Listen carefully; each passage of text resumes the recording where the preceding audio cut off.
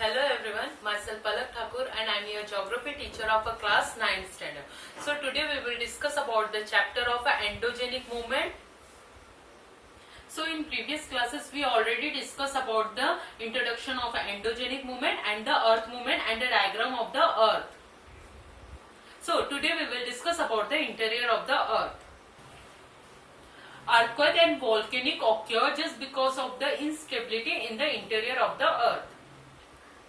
The movement in the earth interior occur in the upper layer of the mantle. It will be rotate. It will be going to be the movement in the upper layer of that mantle. So just it will be going to be happen that the earth it will be going to be movement. Tremendous energy is released by the radioactive material in the mantle. The movement are classified on the basis of their velocity, direction, length form they produce.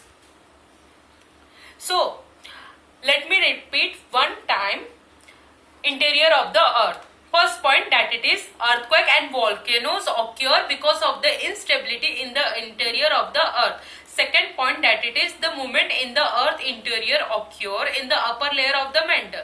Third point that it is tremendous energy is released by radioactive materials in the mantle.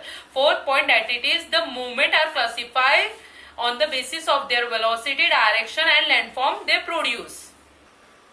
Now our next topic that is the classification of internal movement. As we already discussed in our previous topic, the classification of a movement it will be going to be classified on the basis of their velocity, direction and length form. So it will so now we will discuss. Now we will discuss this topic on very deeply. Velocity that can be subdivided into the sudden movement and the slow movement. Direction that can be divided into the horizontal movement and the upward and downward direction. Landform that can be divided into the continent building and the mountain building. Here you have to see in this diagram basic of a classification and the movement. Velocity. First point that will be the velocity. Movement. It will be the slow movement and the sudden movement. Slow movement occur continuously like a formation of a mountain and continent.